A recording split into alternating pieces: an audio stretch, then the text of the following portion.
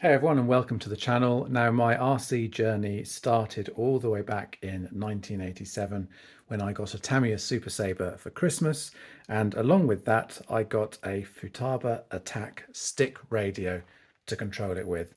And ever since then I've been running stick radios for racing. That is until last year when I started to have a few little issues with the sticks, especially when it was a bit cold outside. So I decided to make the change to a wheel radio. Of course, knowing my luck, as soon as I bought a radio, Futaba announced a new radio coming to the market. That radio is this one in front of me now, the Futaba 6PV. So what I'm going to do in this video is I'm going to take this out of the box, show you what you get, do a quick comparison with some of the other Futaba radios that are on the market, and then give some brief insights into the initial setup and some first impressions on how this new upper mid-range radio works in practice. So without further ado, let's get straight into the box. Now, this is the first time I've opened the box. It literally came in the post the other day. This is one of the first of these radios to come into the UK. I think it may have been available overseas for a short while, only just come over here from the UK distributor. So let's see what you get. Fairly typical Futaba packaging. First with the cardboard inserts. Flip this over the correct way. Also fairly standard with Futaba is to see a nice big printed manual. There is a lot to understand with a modern Futaba radio when it's mid-range or above, and some small stickers there. These are UR and SR stickers. So there's additional response modes, super response and ultra response, and this is probably ways of indicating how you've got that particular radio set up in which car. Now let's have a look here. Looks like you get an alternative wheel for the steering. Let's see whether that's a larger or smaller one. Put that to one side. Also in this section, yes, this is the drop down part. One of the key features of this 6PV is the option to run a drop down wheel, which previously was reserved for the 10PX, which is the top of the range model. And also in here we have the additional 5-degree angle for the wheel, which hopefully you can just see there's an angle on it there. And that's another feature that I personally was particularly interested in. One of the reasons why I've bought this radio is that I find the slightly angled wheel position more comfortable for me. I do tend to find that with a 90 degrees position on the wheel, I tend to end up rubbing my hand against my belly, for want of a better word. This angle means that you can just have your hands in a slightly better attitude, slightly more ergonomic, especially for someone like me who's a bit sensitive to these kinds of things anyway. So that's a great feature to have in the box. Take off this little bit of cardboard here, and now we take a look at the bottom section of the box. We'll take that out in a second. Let's have a look here first of all. We've got a little bag full of these, I think, is like alternative parts for the trigger, and a little part for the wheel assembly there. Probably when you're changing settings, they come in useful. Here is something right at the back that I think is particularly interesting, and another one of the key reasons why I bought this radio. I'll pop it out of its bag.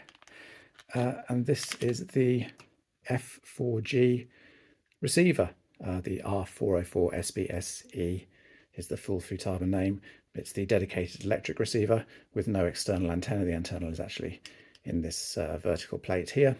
The main benefit of this radio, and I'll bring it close to the lens because it really is a tiny receiver, especially compared to what Futaba had been running previously with their previous versions of 2.4 gigahertz, brings them much more in line with what the competition had been doing, and one of the key reasons why I wanted to get this radio as well, because it gives you a lot more options.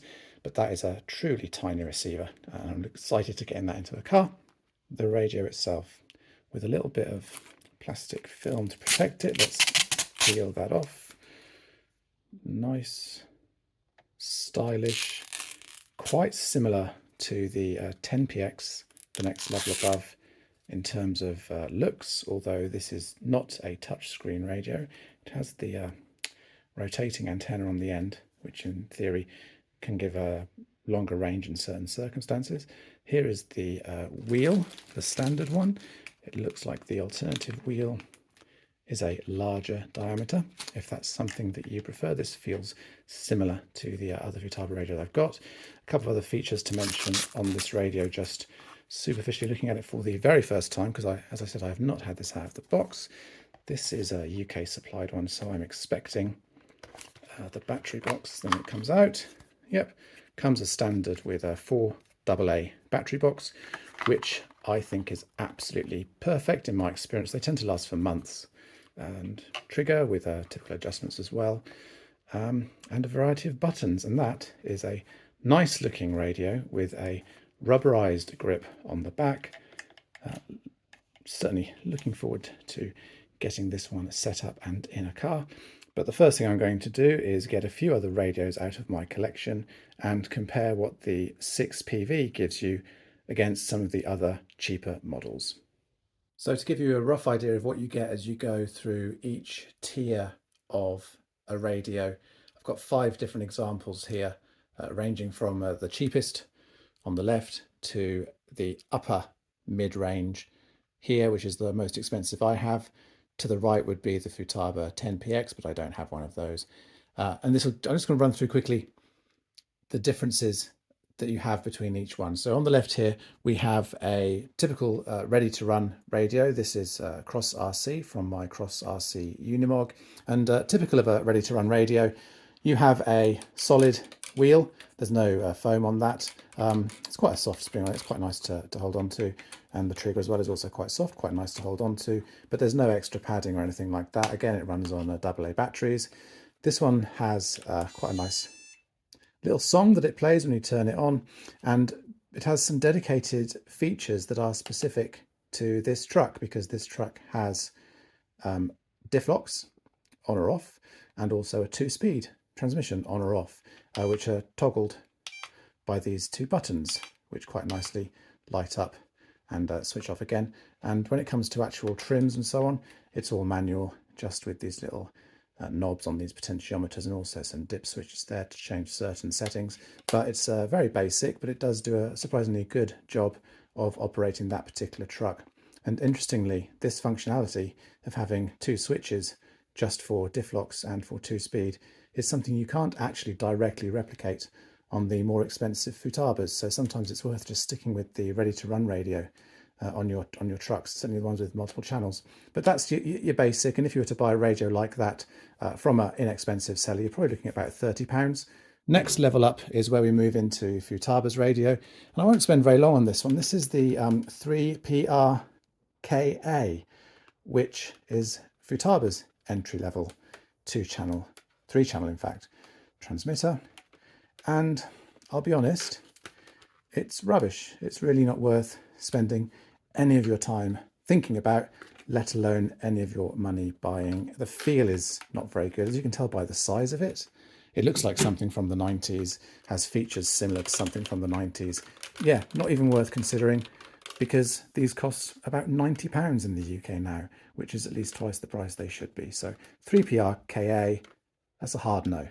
Next one in this group, and it's the first Futaba that I would recommend, and it is a big step up from most ready-to-run radios, with the proviso that some of the dedicated functionality you get with some crawler radios can't be replicated. This is the Futaba 3PV. It has a OK wheel and trigger, but there's no particular adjustments on that. You have to make do with the spring tension you have, and you have to make do with the trigger position that you have, but it's quite ergonomic. You can power it up. It has a simple but effective digital display. It has the ability to go through various settings, including really useful additional ones like subtrim and EPAs, all digital, so you don't forget the settings between runs. It has multiple model memory, so you can use it with various models, and it has digital trims. And the best thing about digital trims is that when you switch the radio off, there's no chance that the trims are going to get changed. I'm sure a lot of us have had an old analog trim radio in the past.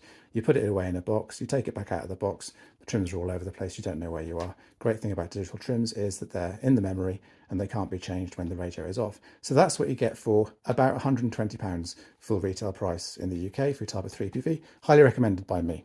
Next step up is the radio I bought myself to race with last autumn, the Futaba 4PM Plus. And these retail at around £250, £260 in the UK. These prices, by the way, do include one receiver. As you can see, the display is a level up in terms of the amount of information available. It has a light or a backlight that you can switch on when you need to. That is a nice feature in some circumstances. Aside from the additional programming, you also have a much nicer feeling wheel. I don't know if you can tell from the sound of it, but there's not that real springiness. There's a nice smoothness to the motion of the wheel. Same with the trigger, just has a nicer, smoother motion. Spring tension is adjustable on the wheel, so if you like it to be lighter, I think the standard setting is on the heaviest. I could be wrong, but you can make some adjustments on the tension on the wheel. You can make some adjustments, you can just about see, on the position of the trigger, so you can dial the ergonomics in much better to you. More ergonomic features that it has these buttons here on the grip that are by default set to the dual rate for the steering and the ATL for the braking, so you can dial in the amount of steering and braking you have on track very easily, whereas on the 3PV they're not on any buttons actually on the grip.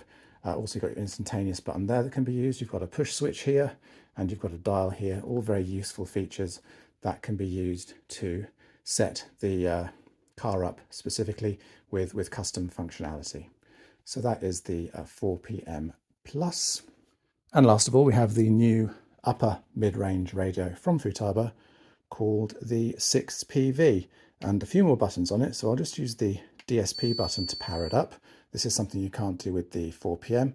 You can just turn on the display without transmitting a signal, which is useful when you're at a racetrack and you don't want to, although the capacity for 2.4 gigahertz channels is very high, there's no point transmitting a signal if you're not planning on using the signal. So it has that option there. It still has the same jog joystick and also individual buttons in order to actually change settings. Lots and lots and lots and lots and lots and lots and lots and lots and lots of menu options on this. I mean, that's why there's a 100-page manual that comes with it, because it is a huge amount of functionality, far beyond what I ever use myself. 2 buttons there for up and down for changing settings. As you can tell, full color screen, larger screen, very easy to read, very clear. Also, similar layout to the 4PM, but you've got 2 switches there again for your dual rate and your braking ATL and your instantaneous switch there. You have this rubberized grip, so straight away in your hand, it just feels, that extra warmth just makes it feel much nicer and much more secure. The throttle trigger, I would say, is if anything a little bit closer to the grip than it is on the 4PM. And that's a good feature for me because the 4PM by default has the grip as close as it will go, but it's still quite a long reach. This is much closer, which I think will be much better. I've got big hands and I find it a little bit of a reach, so this is going to be much better. The steering wheel feels a little bit heavier on the spring, but still has that lovely quality feeling to it. Again, you've got adjustments for the steering wheel tension, and again, you've got adjustments for the position of the throttle trigger. As I mentioned earlier, the 6PV does have the additional plates available that allow you to either angle this wheel 5 degrees this way, which is something that I'll be doing, or drop the wheel down about half the height again. Some people like to have that. I will give an experiment. And you can also rotate the position of that drop down wheel as well, so you can shift it forwards or backwards or whatever. That's something I'll play with as well to see what is the most ergonomic solution. Otherwise, layout pretty similar to the 4PM. You do have 4 switches around here for the trims, and the 2 additional ones is assigned to the 3rd and 4th channel. And again, you have your push button switch here, and you have your rotary knob here. In all, that allows you to control 6 channels from this radio, which is a slight downgrade from the 10px. And although I don't have a 10px here, I'll just briefly mention what you might get with a 10px over this. The key features are you get a touchscreen, Personally speaking, I'm not necessarily that keen on that. I'm quite old school. I quite like buttons and that definite control over what you're actually doing. The 10px will also support 10 channels. If you can work out 10 different ways of controlling things through a stick radio. And the 10px also has a handful of additional technical features, I believe, related to allowing telemetry through the ultra response mode of the radio. And that's probably a good opportunity to talk about the other main key advantage of the 6PV over the 4PM Plus. So the 4PM Plus can use Futaba's 3 previous generations of FHSS, so the normal FHSS, S FHSS, and T FHSS. T FHSS has telemetry. The 3PV can also support T FHSS. The 3PV can support TFHSS in high-speed response mode. This is probably all sounds extremely complicated at first. It makes more sense maybe written down, but it gives you an idea of the levels of development that Futaba have gone through over the years. So the 3PV allows you to use TFHSS and allows you to use high-speed response mode. 4PM Plus allows you to use all those modes plus TFHSS SR. SR is super response mode. It's an even faster mode for controlling the servos, but it's restricted and only certain Futaba servos support the SR mode, and normally speed controllers and other manufacturers' servos don't support the SR mode, so you need to be a bit cleverer with the way you set up the radio. I don't personally own any SR servos, so mine just runs on high-speed response mode. The 6PV adds the technology from the 10px, which is the F4G system. A couple of benefits to the F4G system. First one, and really the most important one for me personally, is it allows you to use the latest generation of tiny receivers. The second benefit of F4G is that it allows you to also run ultra response mode. So ultra response mode is only in F4G, and it allows you to send a faster signal to a servo, but again, it can only be sent to certain Futaba servos. This does mean that there's extra parameters again in the programming. So the 6PV, when it's talking to an F4G receiver, will use the F4G protocol, and there's an additional menu in here that you use to select the speed of the channels that you're connecting to. So you would need to make sure that your channel 1, which is your steering, is set to the correct speed for the servo that you're using. By default, I think it's always set to digital, so you would need to go out of your way to change the setting to suit a Futaba SR or UR servo, so you're not likely to cause yourself any problems by mistake. So hopefully that sums up why you might want to get an upper mid-range radio rather than one of these other radios from lower in the price range, give you an idea of some of the benefits, and it may even give you an indication as to whether or not this 6PV is enough for you and whether you want to take that extra 50% increase in cost and go for the Futaba 10px radio. In fact, it's more than 50%. The 6PV full retail in the UK is £400. I got it for less. The 10px full retail in the UK is, I think, over £700. And if you look at the limited edition versions, they can be even more than that without receivers. So it's quite a big increase in cost on the 10px's to get, a very small increase in functionality. Putting the size of the F4G receiver into perspective, we have on the right probably the smallest of the current TFHSS receivers, the R304 SBE, the antennaless version for electric cars, and here is that newish R404 SBSE receiver, again the antennaless version, although the antenna is in this big tall area here. If we place them on top of one another, you can kind of see that the new receiver is maybe barely any more than half the size, probably about 60% of the area on the base. Obviously a bit taller. We'll get the caliper out just to prove the sizes here. These are all published on Futaba's website, but hey, no harm in checking myself. So width of the previous version receiver, 23 mils, let's say. Length 35 and height 12.5. Look at this F4G micro receiver. Start with the width like we did last time. Just under 21, so that's about 2 millimeters, 2.5 millimeters less. Look at the length. 25, so 10 millimeters shorter. And the height, obviously a lot higher, 29 millimeters. I doubt there's many applications where this height's going to be a problem. If it really is, there is the non-E version of the receiver available, which has an external antenna. Obviously, you then need to find somewhere to route the external antenna.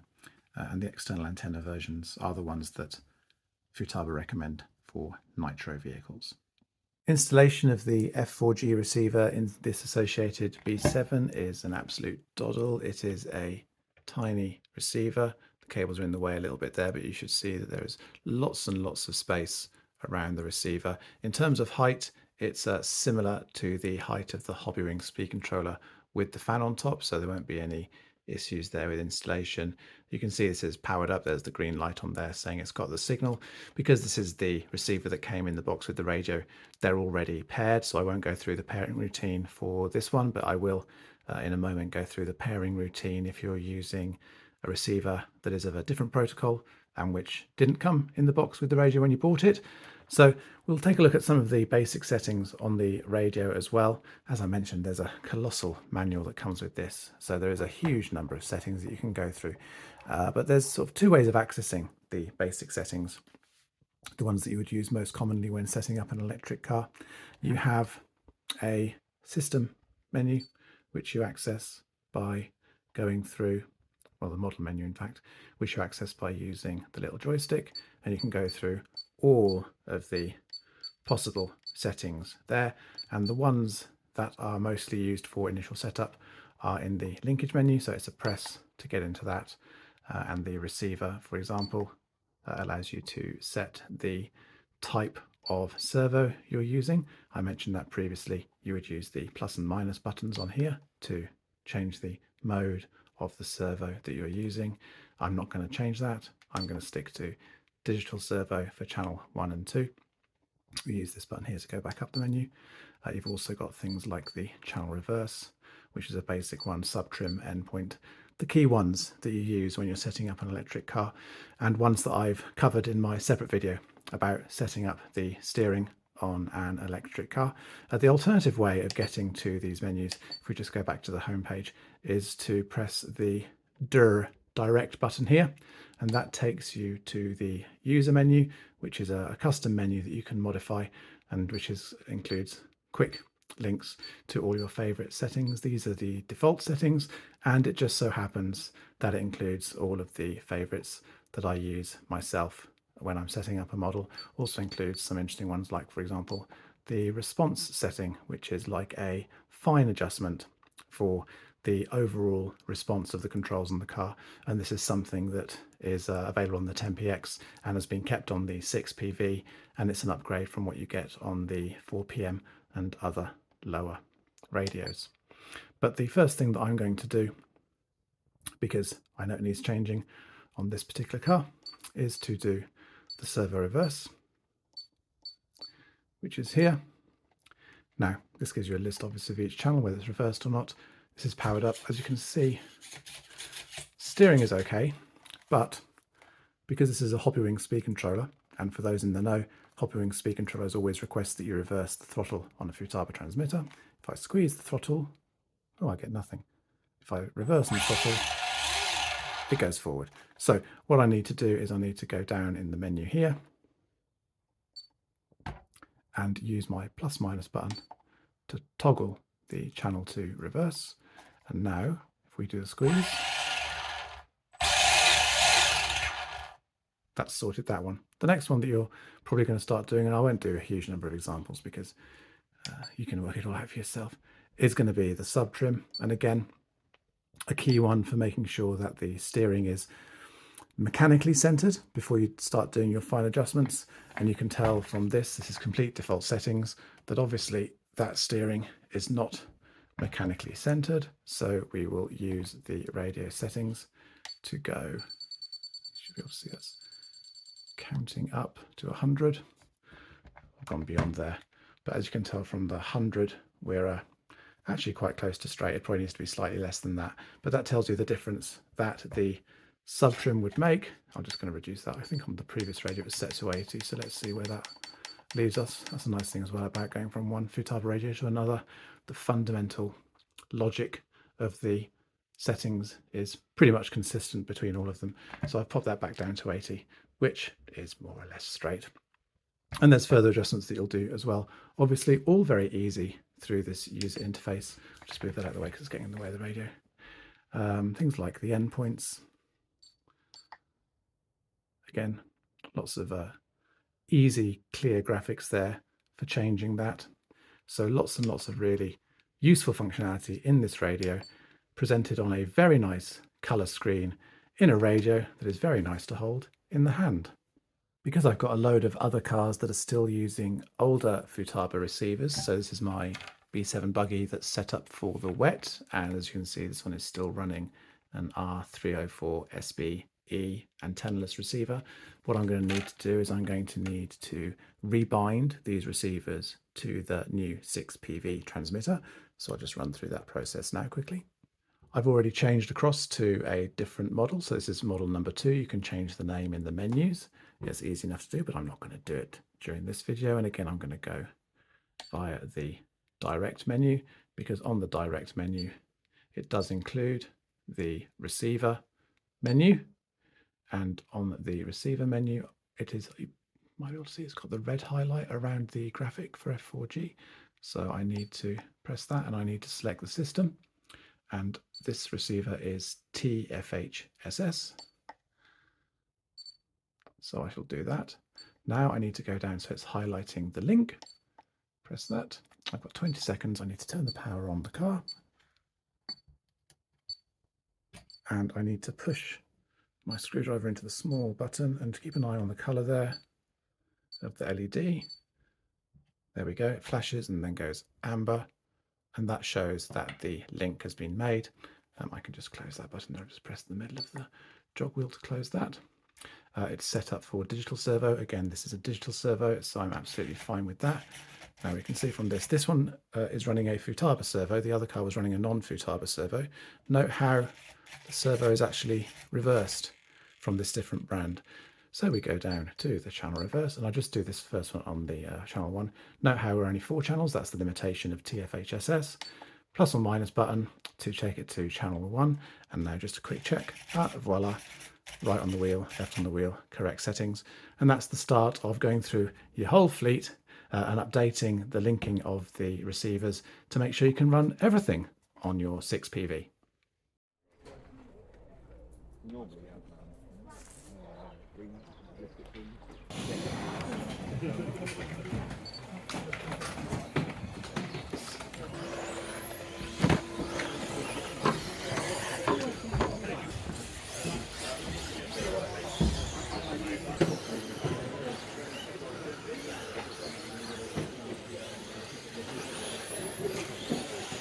So first race meeting completed with the new radio, and I have to say that I am very, very impressed with the Futaba 6PV.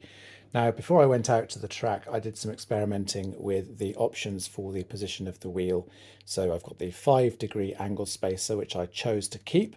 I also tried the drop-down mounting, and I have to say, for me, straight away it felt wrong. It wasn't very well balanced on the radio, so I took that off. But aside from that, comfort was exactly as I expected it to be, just a small improvement over the 4PM that I had previously. This rubber grip does add a nice degree of quality to the radio.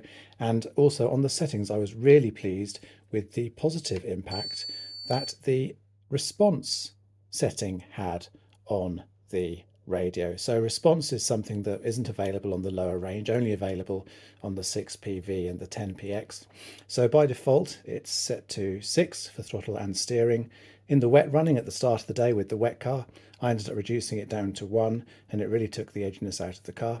Even in the full dry running, I was running 3 or 4. Again, it just made the car feel a lot smoother all the way around the track. So that's a really positive thing as well. One of the great things about having a radio with as many programming options as the 6PV is that you can actually assign the response setting to one of the buttons on the radio. So what I've done is I've used it on the trim 3 and the trim 4, which are on either side of the wheel here, so I can actually quickly change the response settings while I'm on the track. So overall, a very positive first impression of the Futaba 6PV. So that's the end of this video. Hopefully you've found it useful. If you've got any questions or any comments, please do leave them below. If you've enjoyed the video, I'd really appreciate it if you click the like button. If you enjoy the channel, I'd also appreciate it if you clicked on the subscribe button. As ever, thank you very much for watching.